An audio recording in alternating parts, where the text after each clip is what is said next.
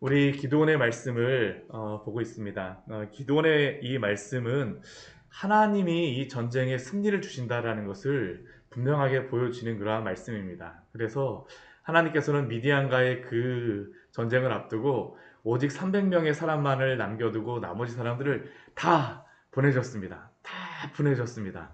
오직 이 전쟁이 이스라엘 백성들이 스스로 구원하는 것이 아니라 하나님이 구원하신다라는 것을 보여주시기 위하여서입니다. 그리고 그러한 가운데에서 두려움에 있던 그 기드온에게 미디안 진영으로 가고 미디안 사람들이 하는 소리를 한번 들어보라라고 이야기를 말씀을 하셨고, 기드온이 그 말씀에 따라 그 미디안 진영에 갔을 때 그 미디안 진영을 볼 때는 많은 사람이 모였지만 하나님이 들으라고 하는 그 음성을, 그 소리를 들었을 때에는 이스라엘 백성이 두려움에 떨고 있는 것이 아니라 이 미디안 백성들이 두려움에 떨고 있다는 것을 알게 되었습니다. 그것을 알게 되자 이 기드온의 마음이 어떻게 변해됐을까요? 오늘 15절 말씀을 보게 되면 기드온이 그 꿈과 해몽하는 말을 듣고 경배하였다라고 말씀하고 있습니다. 하나님의 말씀을 들은 것이 아니라 사실은 이 미디안 사람들의 그 소리를 들었는데 이 기드온이 갑자기 하나님께 경배하기 시작합니다. 왜 그렇겠습니까? 하나님이 이 전쟁을 나에게 승리하게 하셨다라는 것을 깨달았기 때문입니다. 하나님께서 그냥 그 기드온에게만 말씀하신 것이 아니라 자기는 두려움에 떨고 있는데 오히려 그 주변의 사람들이 여호와 하나님을 두려워하고, 또한 그 부수는 자, 이 깨트리는 자라고 하는 그 이름을 가진 기드온을 두려워하는 것.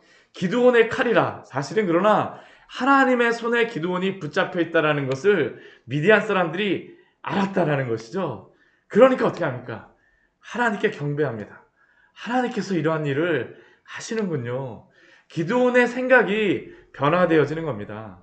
이전까지 소심하고 두려움에 떨었던 그러한 그 기드온이 하나님을 알게 되자, 이게 주님을 만나고 예수 그리스도를 만난 성도들 삶에 나타나는 것 아닙니까?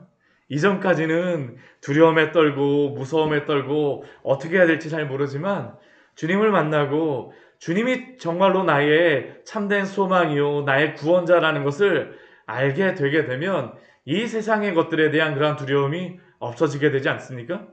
기도원이 그렇습니다. 하나님이 어떠한 분인가라는 것에 대해서 알게 되자, 하나님이 참된 소망이요 용사라는 것을 알게 되자 하나님 앞에 경배하게 되죠. 그러니까 하나님을 아는 기드온에게 나타나는 그러한 표시들이 있습니다. 말부터 달라집니다. 생각이 달라집니다. 오늘 이 말씀을 보게 되면 기드온이 이제 말부터 달라지죠. 우리 15절 우리 말 뒤에 한번 말씀 보십시오. 이스라엘 진영에 들어왔습니다.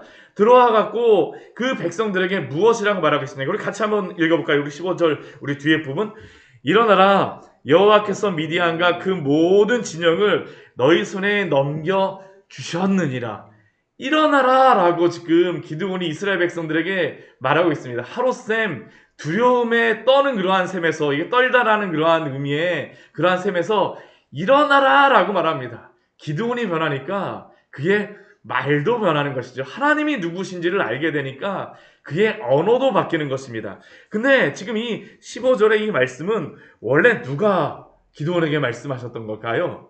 하나님이 기드온에게 말씀하셨던 것입니다. 우리 9절 말씀을 보게 되면, 우리 앞에 7장 9절 말씀을 보게 되면 하나님이 그 밤에 300명만 남겨두고 다 보내라고 하셨던 그 밤에 기드온에게 말씀하시는 그 말씀이 바로 이 말씀입니다. 우리 9절 말씀 또 한번 같이 한번 읽을까요?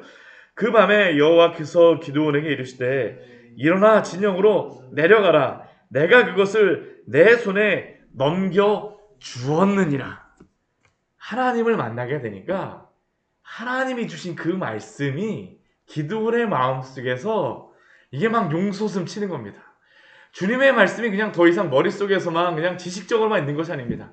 주의 말씀은 살아있고 운동력이 있어서 기드온을 변화시키신 것이죠. 그러니까 그 주변의 사람들에게까지 영향력이 나타나는 겁니다. 우리가 하나님의 뜻대로 살고 싶으십니까? 하나님의 뜻대로 살기를 소원하십니까? 하나님께 붙잡히십시오. 하나님께 붙잡혀지게 되면 이게 말서부터 달라진 겁니다. 기드온이 바로 변하는 것이죠. 일어나라 여호와께서 미디안과 그 모든 진영을 너희 손에 넘겨주셨느니라. 기드온에게 넘겨주셨다라는 것을 알게 되니까 너희 손에 넘겨주셨다는 것도 알게 되는 것이죠. 그러니까 이제 계획이 나옵니다. 말도 변하고 이제 생각도 변하는 겁니다. 우리 16절 이후에 말씀해 보게 되면 기드온의 정말 대단한 그러한 작전 계획이 나오고 있죠. 300명 남았는데 예전에는 무엇을 생각했을까요? 300명의 사람들을 데리고 와갖고 어떤 칼을 가지고 가고 좀 칼의 길이가 얼마나 해야 되고 창을 얼마나 걸 가지고 가야 되고 그 왼손에는 이 방패도 달아야 되고 어떻게 싸워야 될까? 진영을 어떻게 해야 될까? 생각이 바뀝니다. 어떻게 합니까? 300명을 세 대로 나눕니다. 그 100명씩 나누죠. 그리고 그 칼과 창을 드는 게 아닙니다. 무엇을 듭니까? 나팔과 빈 항아리를 들었다라고 이야기합니다. 나팔과 빈 항아리. 그리고 항아리 안에 횃불을 감추게 합니다. 감추게 해요. 왜 이런 것을 하게 되겠습니까? 이것을 나팔을 불게 하기 위하여서죠. 나팔을 불게 하기 위하여서입니다. 보통 이 전쟁을 하게 되면 몇 명의 사람만, 많은 사람이 나팔을 불지 않습니다. 왜냐하면 이 나팔의 소리가 여러 사람이 불어갖고 헷갈리면 안 되기 때문에 몇 명의 사람만 불죠. 근데 300명의 사람들이 나팔을 잡고 갑니다. 나팔을 잡고 가요. 지금 이 나팔을 부는 이 시간이 몇 시입니까? 우리 19절 말씀을 보면 이경초라고 말씀하고 있습니다. 이경초. 오늘날 시간으로 하게 되면 밤 한 10시 정도입니다. 밤 10시 정도입니다. 오늘날에는 이렇게 불이 전기가 잘 들어오니까 24시간 다 들어오니까 괜찮지만 이때 가게 되면 이게 한 10시 정도 되면 어떻게 할까요? 이 빛도 없으니까 밤이 되면 그냥 자는 겁니다. 잠들어 있습니다. 그리고 그때에 사람들이 파수꾼들이 바뀌게 되어지는 겁니다. 정신이 없어요. 막 파수꾼 와갖고 거기 하고 있고 나머지 사람들은 정신없이 자고 있고. 그런데 지금 이 기드온이 하나님이 주시는 이 마음을 갖게 되니까 작전을 세우는 것이죠. 이때 나팔을 불어야 되겠다. 항아리를 깨야 되겠다. 횃불을 들어야 되겠다. 그러니까 이 미디안 사람들은 어떻게 생각할까요? 아니, 몇 명의 사람들이 나팔을 부는 게 아니라 수백 명의 사람들이 세대로 다리를 둘러싸고 나서 나팔을 부니까 엄청나게 많은 이스라엘 백성들이 왔나 보구나라는 게 바로 지금 이 미디안 사람들의 그러한 생각입니다. 그러니까 그 기드온과 그와 함께한 그러한 사람들이 한꺼번에 나팔을 불며 항아리를 부수고 횃불을 들게 되니까 이 미디안의 사람들이 깜짝 놀라서 스스로 전쟁하게 되는 것이죠. 자기들끼리 싸우게 되는 겁니다. 그때 기드온이 외치라고 하는 그러한 소리가 무엇입니까? 우리 18절 말씀해 보게 되면 이렇게 그가 외치라고 이야기합니다. 여호와를 위하라, 기드온을 위하라. 여호와와 기드온의 칼이다. 이게 누구로부터 들었던 그러한 소리입니까? 앞에 미디안의 사람들이 했던 그러한 소리입니다. 여호와를 두려워하고 기드온을 두려워한다는 것을 알았기 때문에 지금 여호와를 위하라, 기드온을 위하라, 여호와 기드온의 칼이다. 그들이 두려워했던 그 소리를 지금 이들에게 외치고 있는 겁니다. 그러니까 이들 안에 있었던 그러한 게 무엇입니까? 우리 21절, 우리 22절 말씀을 보게 되면 전 이 기드온의 이 말씀을 보게 되면 영화 같아요. 이게 영화로 되게 딱 눈에 보이지 않습니까? 각기 제자리에 서서 그 진영을 기드온의 그러한 사람들이 에워싸고 이 나팔을 불었을 때에 미디안 진영에서는 뛰고 부르짖으며 도망하였는데 왜 그렇겠습니까? 깜깜해요. 보이지 않습니다. 누가 적인지 모릅니다. 그러니까 이제 그 미디안 사람들에게는 몇 명의 적을 그들이 마주하고 있는 것일까요? 13만 2천 명의 적을 마주하고 있는 겁니다. 이스라엘 300명은 여기에 껴있지도 않습니다. 내가 살기 위하여서는 13만 2천 명, 그들이 모여있는 그 사람들을 내가 다 죽여야지만 내가 살아날 수 있다고 생각하니까 그들끼리 전쟁이 벌어지게 되어지는 것이죠. 그 온 진영에서 친구끼리 칼로 치게 하심으로 이 전쟁을 누가 하셨을까요? 우리 22절 말씀을 보면 이렇게 말씀합니다. 우리 앞부분만 우리 전반절만 같이 한번 읽어볼까요? 300명이 나팔을 불 때에 여호와께서 그 온 진영에서 친구끼리 칼로 치게 하심으로, 여호와께서 그 온 진영에서 친구끼리 칼로 치게 하심으로 이 전쟁을 하나님이 하셨음을 분명히 보여주고 있죠.